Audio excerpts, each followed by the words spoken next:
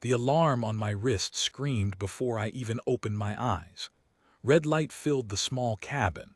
Somewhere above me, the station groaned like it was being pulled apart. I am Daniel Hart, and 3 minutes earlier I was asleep. Now I was running down a corridor with my boots half-laced, following a crowd of frightened engineers who did not know if we were about to die. Meridian Station was supposed to be safe. It was a farming colony, not a military post. We grew wheat and raised fish in tanks the size of houses. We had no warships, no weapons platforms, nothing that could explain what was happening outside. Through a viewport I saw them. Kravos ships, dozens of them dropping out of hidden space like a wall of dark metal. No warning, no message, just ships and then fire. The first strike hit the northern ring. I felt it through the floor before I heard it, a deep shudder that knocked 3 people off their feet in front of me. Lights failed in sections down the hallway, one after another, like a row of candles being pinched out. A woman named Grace Bennett grabbed my arm. She ran the water treatment plant, and I had spoken to her maybe twice before that morning. Now she was gripping my sleeve like I was the only solid thing left in the universe. "They are not stopping," she said. "Daniel, they are not stopping." She was right. The Kravos Dominion had come with a plan, and the plan was to erase us quietly, far from Earth, where nobody would notice for weeks. They believed a colony this small would not fight back. They believed wrong, but not because we had guns. We had something else. We had 11,000 people who refused to disappear without a sound. I got Grace and a dozen others into a transport tunnel built for cargo, not passengers. We packed in tight, sealed the hatch, and waited in the dark while the station shook around us. I could hear children crying somewhere in that tunnel. I could hear an old man praying in a language I did not know. Nobody spoke about hope. Hope felt like a luxury we could not afford. For 6 hours we hid like that, listening to the walls answer every impact with a sound like breaking bone. Then, suddenly, the shaking stopped. Silence is worse than noise sometimes. Silence means you do not know what happened. I forced the hatch open and climbed out into a hallway thick with smoke and dust. Half the ceiling had come down. Emergency lights flickered weakly, painting everything in dim orange. We found a working terminal near what used to be the command deck. The message on the screen was not from the Kravos. It was from Earth. A single line, sent through a relay buried deep under the station, the kind built for emergencies exactly like this one. It read, "Help is coming, hold the center, do not surrender the core." Nobody at Meridian had asked for rescue. We had assumed nobody was even listening. But somewhere back home, someone had heard the first distress signal before the Kravos jammed our transmitters, and Earth had not wasted a single hour deciding what to do next. I did not know it then, but while we hid in that tunnel, an entire fleet was already moving. Not toward us directly, toward something smarter. A woman named Ellen Marsh commanded that fleet. 6 full battle groups launched from 3 different systems, running dark so no sensor could track their approach. She did not aim for the ships attacking Meridian. She aimed for what came before them, the shipyards, the fuel depots, the command relay stations sitting 3 systems back that the Kravos believed were untouchable. Nobody had ever hit a target that deep before. Every species in the region followed the same old rule: strike the front line and leave the rear alone, because striking deep invited retaliation nobody wanted. Earth broke that rule without apology. Ellen's fleet moved through Kravos territory like a blade through paper. One relay station went dark, then a second. Then a supply depot stopped answering entirely. Word did not spread through the Kravos ranks because there was no way left to spread it. Their entire network of communication, the thing holding their war machine together, was being switched off piece by piece, and the soldiers attacking Meridian had no idea their own command chain was disappearing behind them. Back on the station, we did not know any of this. We only knew the attacks outside had stopped, and the silence stretched longer than any silence should.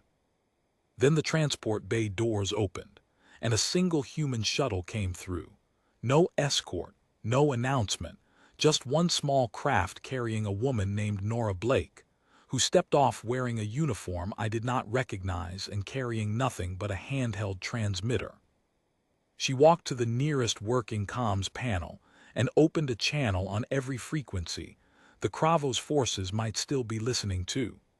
Her voice was calm, almost gentle, nothing like what I expected from someone standing in the middle of a broken colony. "This is Nora Blake representing the Earth Joint Fleet Command," she said. "Your supply lines are gone. Your command relays are gone. Your reinforcements are not coming. You have one choice remaining. Leave your weapons, walk to the transport bay, and you will be treated according to Earth's rules of conduct. Stay, and you will not get a second offer." For a long moment, nothing happened. Then, one by one, Kravos soldiers began appearing in the corridors, hands raised, weapons left behind. Most of them chose to walk. A handful did not, and Earth's forces, already positioned quietly throughout the lower decks long before Nora ever spoke, made sure that choice did not put another single Meridian family at risk. By the time actual sunlight, filtered and artificial, returned to the station's damaged gardens, the fighting was over. It had lasted less than a day from first strike to final surrender, and almost none of that time had been spent in open battle. The real war had been fought in silence, system away, by people cutting off an enemy's ability to fight before that enemy even understood what was happening. I helped carry the wounded to the medical bay that Nora's team had already set up. Grace worked beside me without stopping, her hands steady even though her voice still shook every time she spoke. We did not talk about the ships or the fleet or the strategy.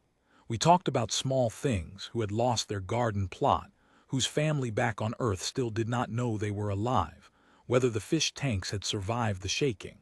Small things kept us upright. 3 weeks later, I was standing in a chamber I never expected to see in person, the central hall where the Galactic Council met to settle disputes between species older than human civilization itself. I had been sent along with the human delegation as a communications technician, someone to keep the translation relays steady, nothing more. I was not supposed to matter in that room. I just wanted to watch. Ambassador Laura Bishop stood at the center podium, facing rows of delegates from a dozen different worlds.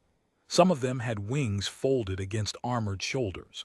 Some had 4 eyes that never seemed to blink. All of them were staring at the same report displayed above the chamber floor, a full account of what happened at Meridian and what Earth had done in response. One delegate, a tall figure from the HFY tribunal, spoke first, his translated voice flat and careful. "Your response was extreme. Striking targets 3 systems removed from the conflict exceeds every accepted standard of proportional defense." Laura did not raise her voice.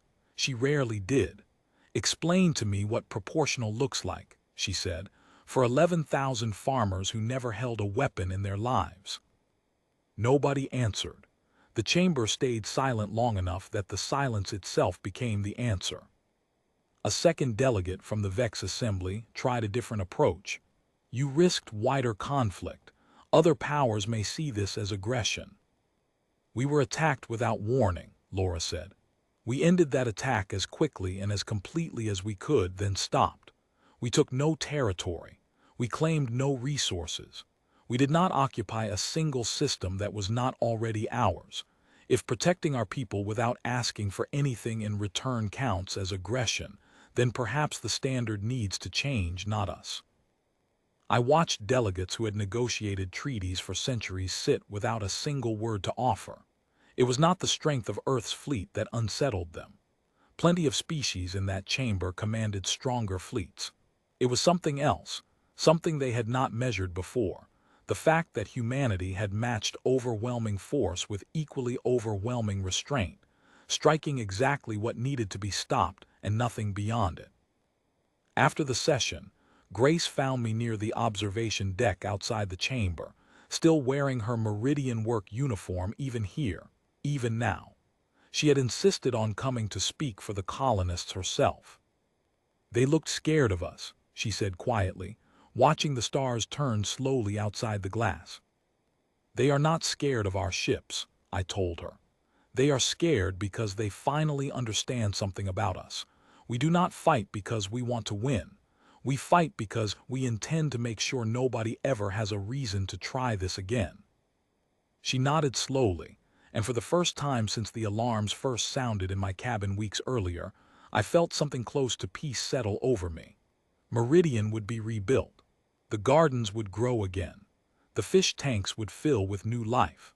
And somewhere far across the galaxy, in a chamber full of ancient powers who thought they understood every species they might ever face, a quiet message had finally landed. Earth was not the loudest voice in that room. It did not need to be. It only needed to be the last one still standing when the silence finally broke, and that silence, more than any weapon we carried, told the whole galaxy everything it needed to know about who we really were.